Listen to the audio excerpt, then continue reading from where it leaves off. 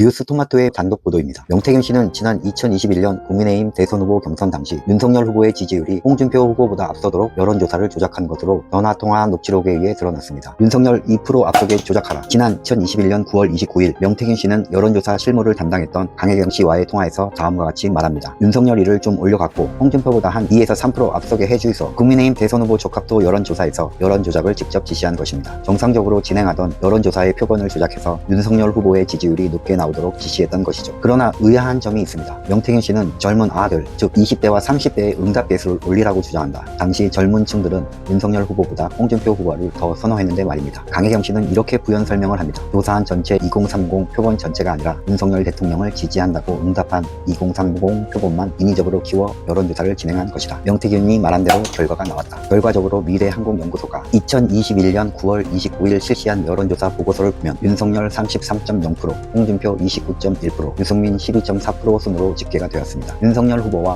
홍준표 후보 간의 격차는 3.9%로 명태균 씨가 지시한 2에서 3% 수준이었습니다. 비공표 여론조사 결과였지만 직후 발표된 정식 공표된 여론조사와 매우 흡사합니다. 2021년 10월 1일과 2일에 실시한 뉴데일리와 시사경향이 의뢰한 문제의 PNR 여론조사, 윤석열 31.4%, 홍준표 29.9%, 유승민 12.8% 순이었습니다. 윤석열 후보와 홍준표 후보의 격차는 1.5%였습니다. 앞선 여론조사과 비슷한 결과였습니다. PNR은 이 여론조사 결과를 윤석열 1위 여론조사라고 명시한 바 있고 당시 언론은 난리가 났고 이후 윤석열은 파죽지세로 치고 나갑니다. 당시에는 홍준표 후보가 2030의 지지를 등에 업고 대부분 여론조사에서 윤석열 후보를 앞서던 상황이었습니다. 실제로 비슷한 시기에 실시된 MBS 여론조사에서는 윤석열 19%, 홍준표 25%라는 결과가 나왔습니다. 명태균 매직은 이런 것입니다. 1. 명태균 씨가 조작된 미공표 여론조사를 가지고 2위 후보를 찾아간다. 2. 조작된 여론조사과 비슷한 결과가 여론조사 업체 PNR을 통해 공표된다. 3. 관망하던 무당층 등이 순식간에 쏠린다. 4. 2위 후보가 2위 후보를 극적으로 역전한다. 5. 결국 2위 후보가 경선에서도 이기고 본선에서도 최종 당선된다. 세 번의 상황에서 이런 명태균 매직은 딱 들어맞습니다. 2021년 4월